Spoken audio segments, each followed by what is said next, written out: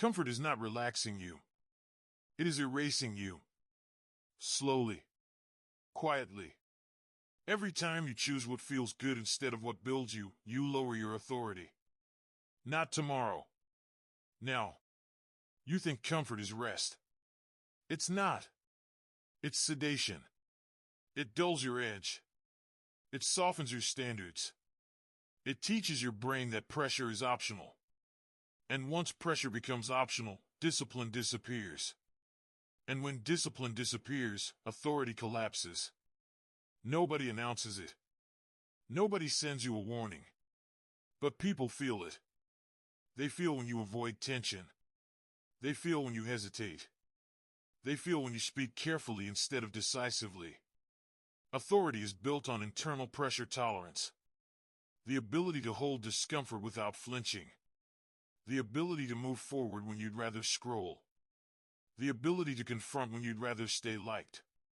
Comfort trains the opposite. It trains avoidance. It trains delay. It trains emotional negotiation. I'll start tomorrow. It's not the right moment. I'm just tired. Every soft excuse becomes a micro crack in your authority. And cracks spread. The scary part? Comfort doesn't feel like weakness. It feels deserved. It feels justified. It feels normal. That's why it's lethal. Most men don't lose authority because they fail. They lose it because they drift.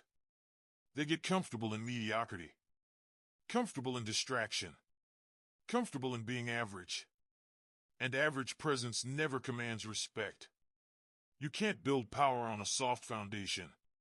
You can't demand discipline from others if you don't demand it from yourself. The more comfortable your life becomes, the weaker your edge gets unless you deliberately choose controlled discomfort. Because authority isn't built in ease. It's built in resistance. And in the next part, we break down how comfort rewires your behavior without you even noticing, and how that rewiring destroys your presence. Comfort doesn't just make you lazy. It rewires your standards. Every time you choose the easier path, your threshold for effort lowers. Every time you avoid confrontation, your tolerance for tension shrinks. Every time you delay something difficult, your brain learns that pressure is negotiable. And authority cannot exist where pressure is negotiable. High authority men don't avoid friction. They train in it. They build capacity for it. They expand it. Low authority men shrink from it. They look for convenience. They look for validation. They look for emotional safety. But emotional safety kills edge. And edge is what makes people take you seriously. Think about this. When was the last time you deliberately chose discomfort? Not because you had to. Because you decided to. That decision is the difference. Weak men are forced into discomfort by consequences. Strong men enter it voluntarily. One reacts. One leads. Comfort also creates predictability, not the good kind. The predictable softness. The predictable hesitation. The predictable inconsistency. And inconsistency destroys perceived rank. If people don't know whether you will follow through, they will not rely on you. If they don't rely on you, they don't respect you. If they don't respect you, you have no authority. It's a chain reaction. And it starts with comfort. You skip the workout. You avoid the hard conversation. You choose the easy task. You say later. Each one feels small. But small repetitions create identity. And identity creates presence. The more you practice comfort, the more your presence softens.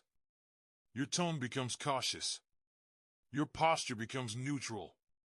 Your decisions become slow. You start asking permission from the room instead of setting direction. That's not because you lack talent. It's because you trained avoidance. And avoidance becomes visible. In the next part, we break down the specific behaviors that signal comfort addiction and instantly lower your authority in any room. Comfort addiction has visible symptoms. You just stop noticing them. You avoid difficult conversations and call it keeping the peace. You delay decisions and call it thinking it through. You stay silent when standards are lowered and call it being easygoing. But easygoing slowly turns into easily ignored. High authority men don't seek tension, but they don't escape it either. If something needs to be said, they say it. If something needs to be done, they do it. Immediately. Not aggressively.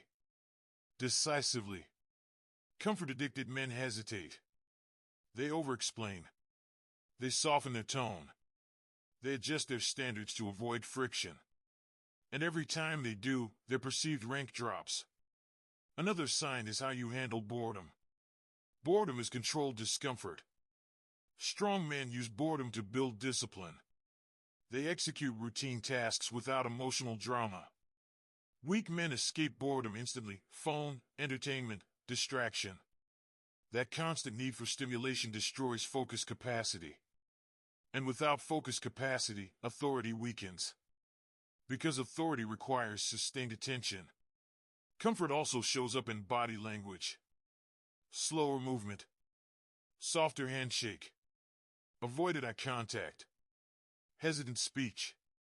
None of these scream weakness. But together they whisper it. And rooms pick up whispers. Comfort trains you to conserve energy. Authority requires directed energy. Comfort trains you to avoid risk. Authority requires calculated risk. Comfort trains you to preserve comfort. Authority requires pressure tolerance. The brutal truth is this: you cannot maintain edge while protecting comfort at all costs. Edge requires exposure. Exposure requires friction. Friction builds control. Control builds presence. And presence builds authority. In the final part, we close this by breaking down how to rebuild authority by deliberately reintroducing controlled discomfort into your daily life. Here's the uncomfortable truth: you don't rebuild authority by thinking differently. You rebuild it by training against comfort. Authority returns the moment you stop negotiating with discomfort. The moment you wake up when it's inconvenient. The moment you speak when it's tense. The moment you execute when it's boring. Comfort shrinks you gradually. Discomfort expands you deliberately. Every time you choose the harder path on purpose, you send a signal to yourself: I control direction. And self-direction is the foundation of authority. Weak men are pushed into discomfort by crisis. Strong men schedule discomfort before crisis arrives. They train early. They confront early. They fix standards early. That early pressure builds internal density. Density builds presence. Presence builds authority. If you want to regain edge, you must deliberately introduce controlled stress into your life. Train when you don't feel like it. Finish tasks when they stop being exciting. Say the thing that needs to be said. Remove easy distractions. Protect hard commitments. These are not dramatic actions. They are structural ones. And structure rebuilds rank. Authority is not about being intimidating. It is about being internally ordered. Ordered men move with clarity. They speak with weight. They decide without visible hesitation. That does not come from comfort. It comes from repetition under friction.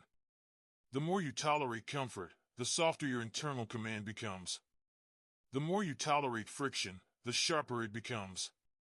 And sharp men are respected. Not because they shout, but because they don't bend easily. Comfort makes you flexible in the wrong places. Discipline makes you stable in the right ones. If you want authority, reduce comfort. If you want presence, increase pressure. If you want respect, stop protecting ease. Comfort is killing your authority. But discomfort can rebuild it. The choice is structural, not emotional. Authority is not loud. It is earned through resistance. Every time you choose discipline over ease, you add weight to your presence. Every time you override impulse, you sharpen your edge. Most men wait for life to demand strength. High authority men demand it from themselves daily. They don't ask whether discomfort is necessary.